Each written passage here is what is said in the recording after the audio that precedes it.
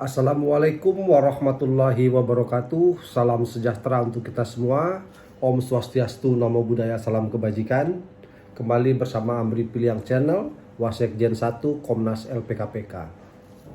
Kali ini kami akan sedikit mengulas terkait hasil rapat terbatas Presiden Joko Widodo bersama Menteri Tenaga Kerja Ibu Ida Fauzia, Menko Polhukam Bapak Mahfud MD, dan Menko Perekonomian Bapak Airlangga Hartarto pada hari Rabu tanggal 2 Agustus 2023. Bapak Presiden memerintahkan kepada Menko Perekonomian Bapak Airlangga Hartarto untuk membantu menyelesaikan permasalahan yang ada dalam tata kelola penempatan pekerja migran dalam kurun waktu 2 minggu. Tentunya kami selaku NGO, Lembaga Pengawasan Kebijakan Pemerintah dan Keadilan, Komnas LPKPK, sangat mengapresiasi apa yang dihasilkan dari rapat terbatas tersebut. Perlu kita ketahui bersama bahwa tata kelola penempatan pekerja migran belum berjalan sebagaimana mestinya sesuai amanah dan perintah Undang-Undang 18 tahun 2017. Dan alhamdulillah saat ini pelaksanaan implementasi baru beberapa bulan terakhir, tentunya sejak diluncurkannya Sisko Siap Kerja, maka tata kelola penempatan pekerja migran Indonesia tahapannya sudah sesuai dengan amanah perintah Undang-Undang 18 tahun 2017 tentang pelindungan pekerja migran Indonesia. Namun masih ada implementasi Undang-Undang 18 2017 yang belum diimplementasikan dengan baik. Salah satunya adalah pelaksanaan implementasi pasal 30 Undang-Undang 18 tahun 2017.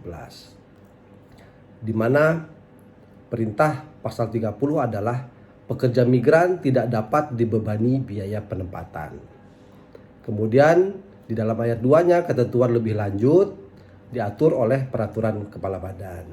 Maka muncullah peraturan kepala BP2MI nomor 9 tahun 2020 yang menyatakan ada 12 item komponen biaya penempatan untuk 10 jenis jabatan harus ditanggung oleh pemberi kerja. Jadi di sini jelas mulai dari pasal 3 ayat 2 dan pasal 3 ayat 4. Seluruh komponen biaya tersebut dibebankan kepada pemberi kerja. Artinya pekerja migran tidak boleh dibebani biaya dan biaya penempatan tersebut harus ditanggung oleh pemberi kerja untuk 10 jenis jabatan. Namun peraturan kepala badan nomor 9 tahun 2020 ini tidak dapat dilaksanakan dan diimplementasikan ke seluruh negara penempatan kecuali Malaysia dan Arab Saudi, Timur Tengah pada umumnya. Karena sebelum lahirnya pasal 30, sebelum ada Undang-Undang 18 2017, Malaysia dan Singapura dan Arab Saudi ini telah melakukan pembebanan biaya kepada pemberi kerja, khususnya untuk sektor informal pekerja rumah tangga. Artinya tanpa ada peraturan badan nomor 9 tahun 2020, pembebasan biaya penempatan terhadap pekerja migran untuk pekerja rumah tangga itu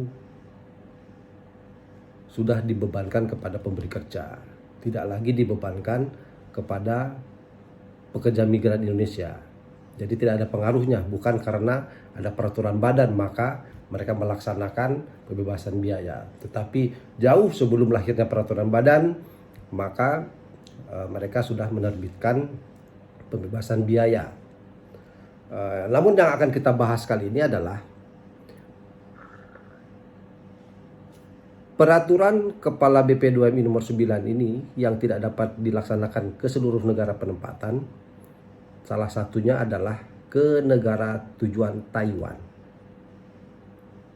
Sebenarnya dalam negosiasi antara pemerintah Indonesia dengan pihak Taiwan itu sudah hampir ditemukan kata sepakat, ya. Karena sebelum ada peraturan badan nomor 9 ini terbitlah peraturan badan nomor 2 tahun 2020 yang mana isinya hanya menetapkan 5 item komponen biaya penempatan, dan ini mereka berpeluang untuk menerima seluruh pembebanan biaya tersebut kepada pemberi kerja. Apa saja 5 item komponen biaya tersebut? Yaitu tiket berangkat, tiket kepulangan, visa kerja, legislasi kontrak kerja, dan terakhir adalah jasa perusahaan. Nah, semuanya kelima ini dapat diterima oleh negara penempatan. Namun yang dibuat oleh kepala badan adalah ada 14 item komponen biaya penempatan. Jadi di luar biaya pelatihan dan sertifikasi itu menjadi 12 item. Nah, inilah yang menjadi permasalahan biang kerok dari segala permasalahan tata kelola penempatan pekerja migran.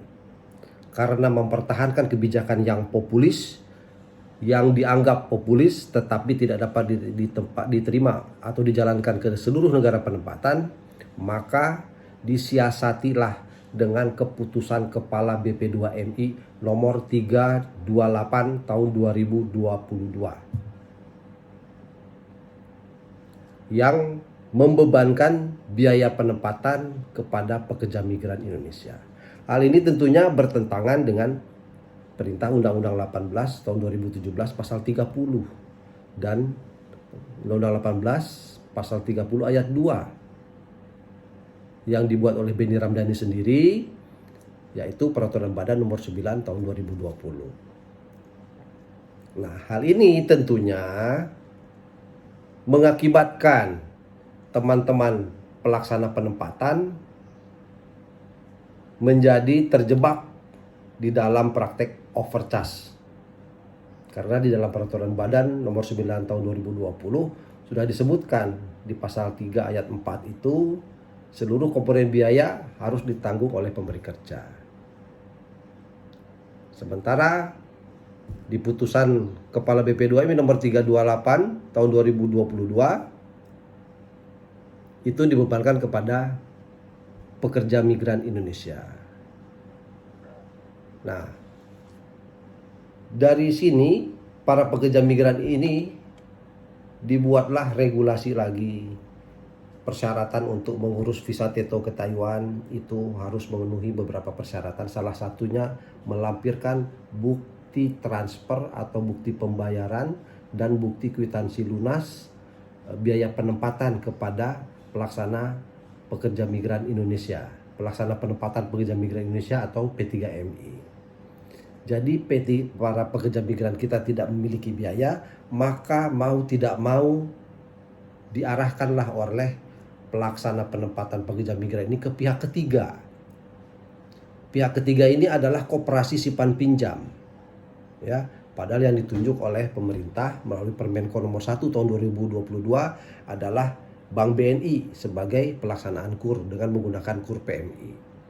Nah, jadi hasil temuan di lapangan ini para pekerja migran pura-pura membayar lunas, dan tapi dananya dari pihak ketiga, koperasi simpan pinjam.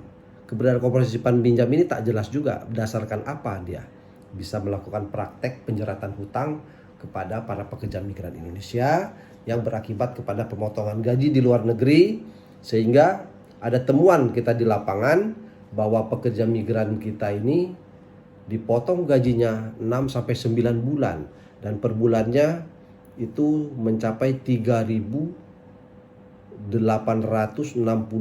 dolar selama 6 bulan.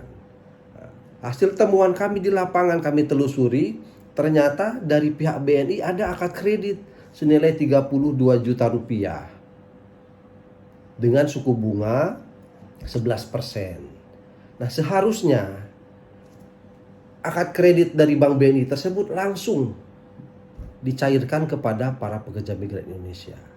Dan para pekerja migran Indonesia setelah berada di negara penempatan wajib membayar angsuran, mencicil kewajibannya sebagaimana yang disebutkan di dalam perjanjian kredit tersebut dengan suku bunga 11%. Namun apa yang terjadi? Mereka tidak menerima pencairan dana sama sekali dari Bank BNI. Kemudian setelah tiba di negara penempatan, mereka dipotong gajinya 6 sampai 9 bulan. Dan ini kami minta kepada Menko Polhukam, kepada Menko Perekonomian, Ibu Menteri Tenaga Kerja, dan juga atensi dari Bapak Presiden Insinyur Haji Joko Widodo untuk membongkar skandal Bank BNI penyalur KUR PMI ini. Mengapa hal ini bisa terjadi? Sementara pemerintah memberikan subsidi bunga untuk dapat dirasakan oleh masyarakat, khususnya para calon pekerja migran, tetapi sama sekali mereka tidak menerima pencairan dana dan justru gaji mereka dipotong sebesar 3.862 dolar per bulan. Nah, itulah harus mereka lunasi, mereka bayar.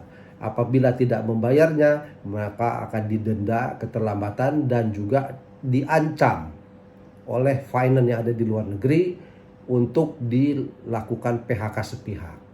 Jadi kalau dia tidak sanggup bayar di PHK sepihak, maka finance bisa mengklaim asuransi dan dapat PHK sepihak, kompensasinya mereka yang ambil dan PMI-nya dipulangkan. Tentu ini sangat merugikan sekali kepada para calon pekerja migran kita, ya. Yang mana sering didengungkan oleh Kepala Badan Perlindungan Pekerja Migran bahwa para pekerja migran beserta keluarganya adalah warga negara VVIP. Ya, kalau kemana-mana harus diberikan karpet merah, dilindungi dari ujung rambut sampai ujung kaki. Tapi nyatanya mana? Justru malah Kepala BP2IB terkesan memberikan melindungi para sindikat mafia ijon rente ini untuk memeras PMI dan menjadikan KUR PMI ini menjadikan bancakan untuk dibagi-bagi ke pundi-pundi mereka. Artinya di sini total daripada biaya pemotongan di luar negeri itu lebih kurang mencapai 60 juta lebih, ya, itu di luar biaya pelatihan dan sertifikasi, ya, belum termasuk nanti take home pay-nya lah dan lain sebagainya. Nah, ini yang harus dibenahi. Artinya semua harus kembali kepada perundang-undangan sesuai perintah Bapak Presiden Insinyur Haji Joko Widodo, ya, kembali ke Undang-Undang Pasal 30. Jangan lagi berasumsi bagaimana jika majikannya tidak mau membayar. Ya, tidak mau membayar berarti majikan tidak mampu untuk membayar gaji pekerja migran Indonesia, tidak usah dikasih. Ya, masih banyak negara lain yang mampu untuk bertanggung jawab terhadap hak-hak para pekerja migran Indonesia. Jadi seperti itu, kami mohon sekali lagi kepada Bapak Presiden Insinyur Haji Joko Widodo untuk segera mengungkap skandal dan menghentikan praktik penjeratan ijon rente ini yang selama ini berjalan ke negara tujuan Taiwan. Dan patut kami duga Kepala Badan Perlindungan Pekerja Migran ini telah menyalahgunakan kewenangannya untuk memperkaya orang lain. Siapa orang lain yang diperkaya? Yaitu para sindikat mafia ijon rente ini berkedok koperasi simpan pinjam dan juga finance yang ada di luar negeri, difasilitasi oleh keputusan Kepala BP2IB nomor 328 tahun 2022 dan K3 BP2IB nomor 328 tahun 2020 ini pernah kami gugat, ya, oleh Komnas LPKPK melalui LBH LPKPK ke PT UN Jakarta Timur. Nah, namun setelah dilakukan sidang pertama, ya, kemudian kita jeda menunggu sidang kedua untuk melengkapi berberkasan, tiba-tiba Kepala BP2MI mengeluarkan keputusan Kepala BP2MI nomor 50 tahun 2023 dan mencabut keputusan Kepala BP2MI nomor 328 tahun 2022 yang isinya juga tetap sama, pembebanan biaya penempatan kepada pekerja migran Indonesia yang bertentangan melawan Undang-Undang 18 2017 pasal 30 ya ayat 1 dan 2, termasuk peraturan Badan nomor 9 tahun 2020 yang dibuat oleh Benny Ramdhani sendiri. Jadi untuk ke Taiwan ini dikecualikan diberlakukannya peraturan Badan nomor 9. Jadi kalau buat peraturan kemudian dikecualikan ya berarti peraturan Badan ini tidak dapat dilaksanakan sebagaimana mestinya. Kalau seorang pemimpin yang bertanggung jawab, dia akan konsisten, konsekuen dengan apa yang diucapkannya. Ya, seharusnya Bapak Benny Ramdhani mundur dari jabatan Kepala BP2MI. Karena sebagaimana yang telah dia sampaikan dalam sumpahnya saat launching peraturan Badan nomor 9 tahun 2020. Karena gengsi, mau mundur juga hilang prionasinya, terbalik, maka disiasati, diakalin.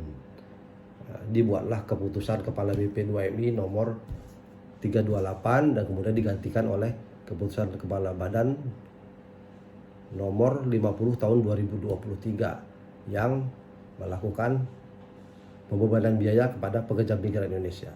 Dan disinilah maka timbul praktik penjeratan hutang. Nah, penjeratan hutang ini adalah bagian daripada tindak pidana perdagangan orang. Sebagaimana disebutkan di dalam pasal 8 Undang-Undang Undang-Undang nomor 21 ya, tahun 2007 tentang tindak pidana perdagangan orang. Situ disebutkan pejabat yang kebijakannya mengakibatkan terjadinya tindak pidana perdagangan orang, ya, artinya tindak pidana perdagangan orang di sini adalah praktik penjeratan hutang yang mengakibatkan tereksploitasinya para pekerja migran sehingga mereka terancam di sana mau tidak mau harus dibayar dan diperas tenaganya. Itu namanya tereksploitasi. Maka pejabatnya seperti ini hukumannya harus ditambah sepertiga dari ancaman yang disebutkan di dalam pasal 2, 3, 4, 5, dan 6. Demikian pencerahan dari kami, Amri Abdi Piliang, Wasekjen 1 Komnas LPKPK. Wallahu muwaffiq ila aqwamit thoriq. Wassalamualaikum warahmatullahi wabarakatuh.